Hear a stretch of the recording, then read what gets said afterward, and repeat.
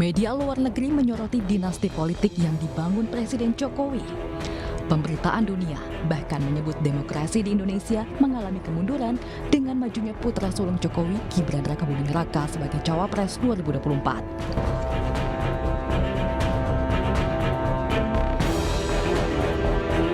Di dalam negeri, bertubi-tubi publik mengkritik dinasti politik yang dibangun Presiden Jokowi sebagai bentuk upaya melanjutkan kekuasaan demi melanjutkan program-program mercusuar. Putusan MK dinilai sebagai antitesis demokrasi dan mencederai lembaga MK itu sendiri sebagai Indonesia adalah negara kesatuan berbentuk republik yang merupakan negara hukum. Prinsip tersebut tertuang dalam Pasal 1 Ayat 3 Undang-Undang Dasar tahun 1945 yang menyatakan bahwa negara Indonesia adalah negara hukum. Demokrasi sebagai pilihan sistem politik Indonesia memiliki tujuan ideal dalam hal pengakuan atas hak-hak politik warga negara. Upaya penjaminan atas kehidupan politik rakyat diatur dalam Undang-Undang Dasar 1945 dan Undang-Undang Perpolitikan lainnya. Sistem politik di Indonesia dibangun dengan tujuan mewujudkan cita-cita bangsa dan nasional yang berdasar pada Pancasila dan Undang-Undang Dasar sebagai dasar negara. Dalam penyelenggaraan politik negara, perlu menyedergunakan segala kemampuan aparatur negara, di mana hal tersebut membutuhkan sumber daya manusia yang terampil dan memiliki kemampuan serta membutuhkan finansial guna tercapainya tujuan nasional sesuai dengan amanat Undang-Undang Dasar 1945. Sistem pemerintahan yang berpusat pada rakyat sebagai pemegang kekuasaan tertinggi disebut sebagai sistem politik demokrasi. Indonesia jelas menganut sistem demokrasi yang tertulis jelas dalam Undang-Undang Dasar 1945 pada pasal 1 ayat 2 yang berbunyi, kedaulatan berada di tangan rakyat dan dilaksanakan menurut Undang-Undang Dasar. Demokrasi melahirkan adanya gagasan pemilihan umum yang mengacu pada pernyataan John Locke dan Rousseau bahwa dalam pemilu adanya kebebasan yang dijamin di segala bidang oleh setiap individu. Demokrasi dan kehendak rakyat merupakan dua hal yang selalu berkaitan. Oleh karena itu, pemilu diharapkan dapat menjadi manifest kedaulatan rakyat seperti yang tertulis dalam buku yang berjudul Pemilu dan Partai-Partai Politik di Indonesia, bahwa wujud kedaulatan rakyat dapat diimplementasikan melalui pemilu dalam partisipasi langsung oleh rakyat dalam memilih pemimpinnya. Pemilu memiliki hubungan yang erat dengan negara demokrasi dan negara hukum. Inti dari demokrasi adalah keterlibatan rakyat dalam pembentukan dan penyelenggaraan pemerintah melalui partisipasi, representasi, dan pengawasan. Salah satu ciri demokrasi dikemukakan oleh Andy Arara dan S. Alasti bahwa pemerintah harus bertanggung jawab kepada yang diperintah. Pemerintah harus dipilih oleh yang diperintah atau setidak-tidaknya dari wakil yang diperintah. Secara lebih tegas, Apradai menyatakan bahwa sarana utama rakyat menjalankan kedaulatannya adalah melalui suara dan pemilu. Sistem pemilu dari Orde Lama sampai Reformasi memiliki kelebihan dan kekurangan masing-masing dalam prakteknya. Yang sering menjadi permasalahan adalah bukan pada sistem pemilu yang dipilih, tetapi lebih pada proses pelaksanaan pemilu, mulai dari penentuan calon, kepanitiaan, saksi, dan kampanye, serta rekapitulasi perhitungan suara. Apakah sistem politik di Indonesia sudah berjalan dengan baik? Bagaimana sistem politik di Indonesia pasca Pilpres 2024 kemarin? Simak penjelasan berikut. Keluarga dan kekuasaan. Ini dua kata kunci bagi kita untuk mendeteksi dan memahami apa itu dinasti politik. Kalau kamu melihat ada seorang pejabat publik hasil pemilu, entah presiden, gubernur, bupati, wali kota beserta wakilnya atau anggota parlemen yang memiliki hubungan keluarga baik sebagai pasangan, orang tua, atau berada dalam satu pohon keluarga besar dengan pejabat publik lain, berarti kamu sedang melihat anggota dari sebuah dinasti politik.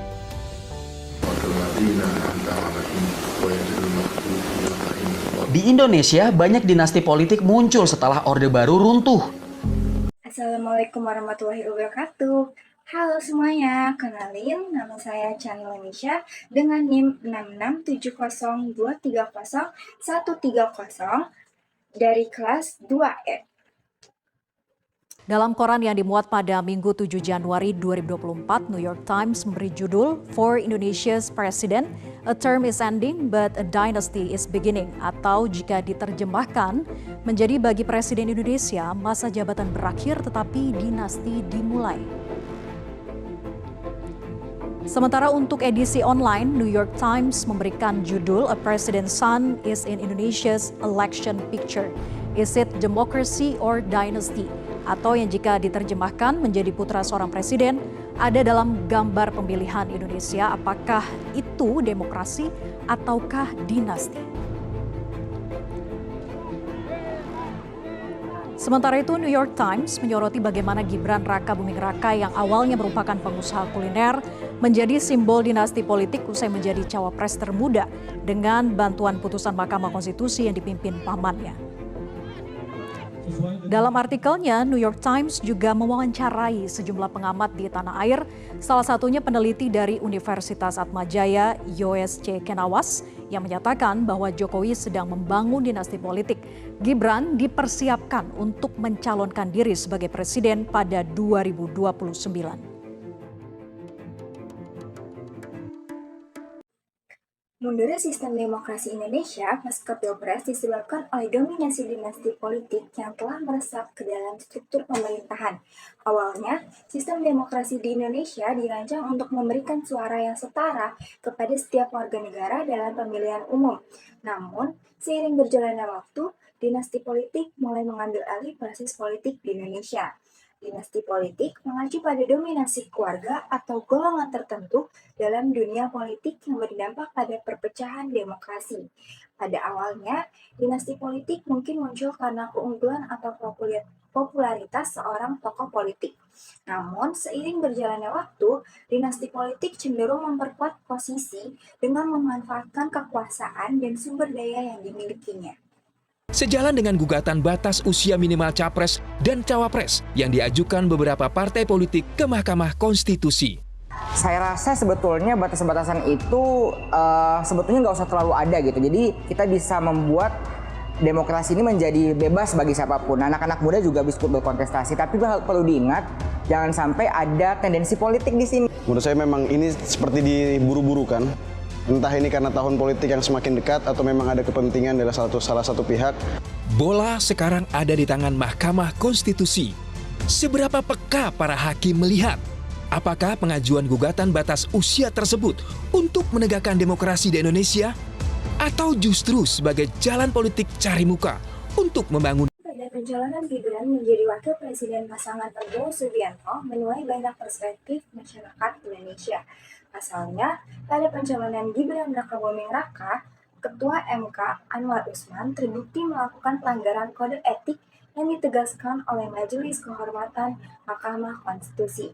Pada Selasa, 31 Oktober 2023, Viola menjelaskan terdapat potensi konflik of interest atau konflik kepentingan ketika memeriksa dan mengadili perkara. Putusan tersebut mengubah syarat usia capres-cawapres yang akhirnya membuka kesempatan untuk Wali Kota Solo Gibran Raka Buming Raka untuk maju di Pilpres 2024. Diketahui, Gibran ini merupakan keponakan dari Anwar Usman.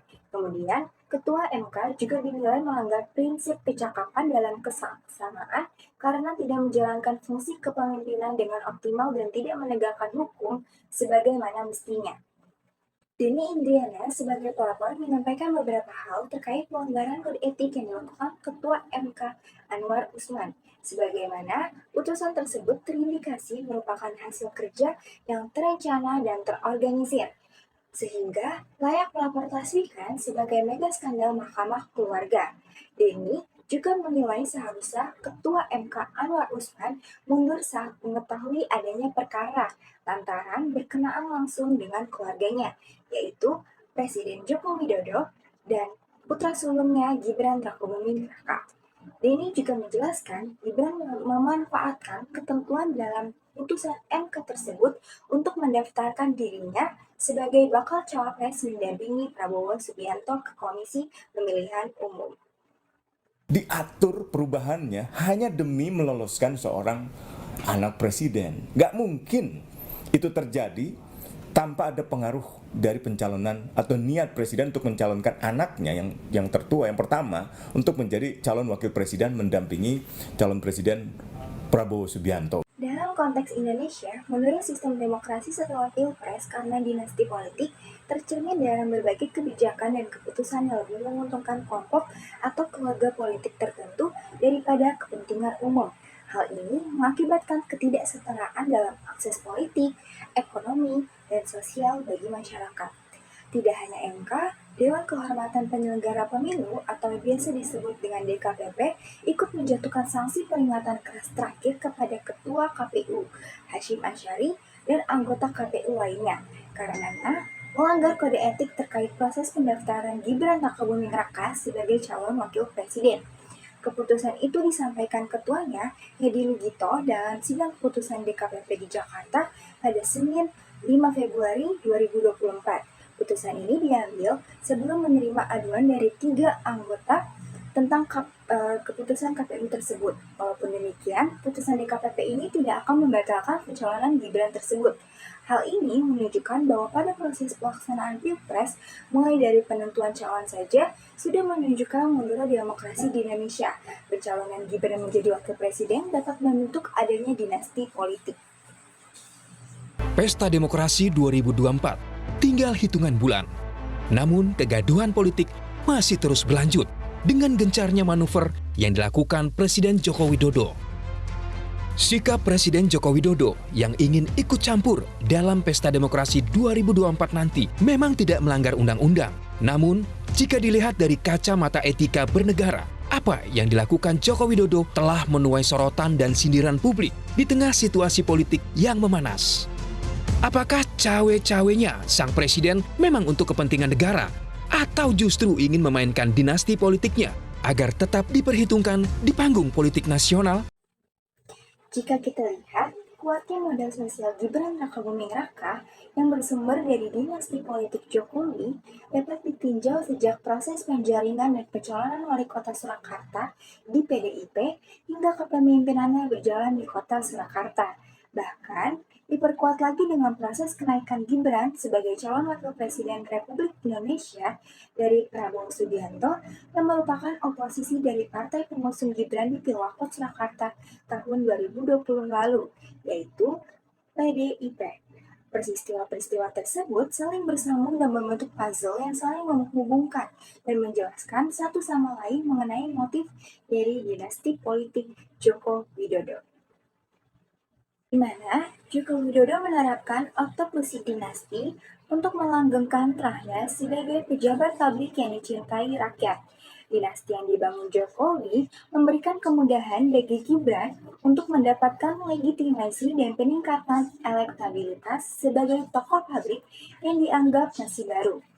Dalam konteks ini, peran Jokowi dalam membangun citra Gibran sebagai calon wakil presiden sangat penting. Oktoplusi pada Joko Widodo semakin nampak jelas ketika menunjukkan konstelasi politik pemilu 2024, dibuktikan dengan peristiwa naiknya nama Gibran Rakabuming Raka sebagai calon wakil presiden dari Prabowo Subianto yang merupakan oposisi PDIP. Praktik oktoplusi dinasti ini juga mulai terindikasi saat peristiwa kenaikan Kaesang yang merupakan adik kandung dari Gibran Rakabuming Raka menjadi Ketua Umum PSI serta peristiwa keputusan MK yang diperbolehkan atau memperbolehkan usia di bawah 40 tahun untuk mencalonkan diri sebagai calon presiden atau calon wakil presiden selama memiliki pengalaman sebagai kepala daerah yang tertuang pada keputusan MK. Berdasarkan keputusan MK, Majelis Hakim Mahkamah Konstitusi yang diketuai oleh Anwar Usman merupakan adik ipar dari Presiden Jokowi tampak memberikan karpet merah kepada Gibran sebagai keponakannya untuk maju pada kontestasi pemilu di 2024. Peristiwa tersebut diindikasi terdapat konflik kepentingan di baliknya, di mana terdapat kepentingan keluarga untuk melanggengkan putra Joko Widodo melalui tangan putranya Gibran Rakabuming Raka. Runtutnya peristiwa mulai dari pencalonan Gibran sebagai calon wali kota Surakarta yang diusung oleh PDIP dengan menjegal Ahmad Purnomo. Kemudian setelah itu Gibran menjabat sebagai wali kota Surakarta, kota Solo banjir proyek pusat dan event-event besar baik nasional maupun internasional. Lalu kemunculan Gibran di Partai Gerindra sebagai calon wakil dari Presiden Prabowo Subianto kemudian diikuti dengan peristiwa kenaikan Kaisang sebagai adik kandung Gibran menjadi Ketua Umum PSI, lalu muncullah putusan MK yang memperbolehkan calon presiden atau calon wakil presiden di bawah usia 40 tahun asal memiliki pengalaman sebagai kepala daerah. Kemudian, secara resmi Gibran dicalonkan sebagai cawapres dari Prabowo Subianto yang merupakan oposisi dari PDIP, yang merupakan partai pengusung Gibran pada Pilwakot Surakarta di tahun 2020 lalu. Pada peristiwa-peristiwa di atas merupakan peristiwa yang bersambung yang dapat dimaknai dan dapat disimpulkan. Peristiwa-peristiwa tersebut menggambarkan bahwa Gibran merupakan tokoh yang sudah dipersiapkan untuk maju pada pemilihan presiden 2024. Kemajuan Gibran sebagai cawapres Prabowo Subianto pada Pilpres 2024 merupakan bentuk implikasi dari praktik politik dinasti yang buruk. Peristiwa keputusan Anwar Usman Ketua MK sekaligus pamannya mengenai batas usia capres dan cawapres yang seolah-olah meloloskan Gibran, putra mahkota Joko Widodo, untuk ikut maju sebagai cawapres Prabowo Subianto dalam kontestasi Pilpres 2024. Di mana peran Anwar Usman selaku paman dari Gibran Rakabuming Raka merupakan modal sosial yang dimiliki Gibran untuk dapat naik menjadi calon wakil presiden dari Prabowo Subianto pada pemilu 2024 lalu. Di dalam negeri, bertubi-tubi publik mengkritik dinasti politik yang dibangun Presiden Jokowi sebagai bentuk upaya melanjutkan kekuasaan demi melanjutkan program-program mercusuar. Pada case ini, Joko Widodo menerapkan politik dinasti yang bentuknya vertical expansion, yakni jaringan keluarga Joko Widodo berada di berbagai tingkat pemerintahan. Hal ini dapat kita lihat dari posisi Joko Widodo selaku Presiden Republik Indonesia. Kemudian, Gibran Rakabuming Raka sebagai putra sulungnya menjadi Wakil Presiden 2024. Bobi Nasution sebagai menantu Jokowi merupakan wali kota Medan, Anwar Usman sebagai adik ipar dari Jokowi yang menduduki kursi yudikatif sebagai Hakim Konstitusi atau Ketua MK ke-6, serta Kaisang yang merupakan putra bungsu Jokowi yang saat ini menjabat sebagai Ketua Partai Solidaritas Indonesia. Berdasarkan data tersebut, artinya Joko Widodo menerapkan vertical expansion pada kekuasaannya, di mana relasi kekeluargaan tersebut dapat berpotensi adanya praktik nepotisme dan politik kepentingan, di mana relasi-relasi tersebut dapat menjadi modal sosial yang dimiliki Gibran dalam meningkatkan elektabilitasnya sebagai tokoh publik. Dominasi dinasti politik juga mempengaruhi integritas dan kredibilitas lembaga-lembaga demokratis seperti parlemen dan partai politik. Ketergantungan pada kelompok atau keluarga politik tertentu dapat mengaburkan tujuan sejati dari sistem demokrasi, yaitu mewakili kepentingan seluruh rakyat dan memajukan kesejahteraan bersama. Mengatasi mundurnya sistem demokrasi Indonesia akibat dinasti politik memerlukan adanya reformasi yang mendalam dalam berbagai aspek, mulai dari regulasi politik hingga budaya politik. Hal ini membutuhkan komitmen yang kuat dari berbagai pihak, termasuk pemimpin politik, masyarakat sipil, dan media untuk membangun sistem yang lebih inklusif, transparan, dan berkeadilan bagi semua warga negara. Gibran sebagai putra sulungnya adalah wali kota Surakarta atau yang sekarang menjadi wakil dari yang diketuai dan dapat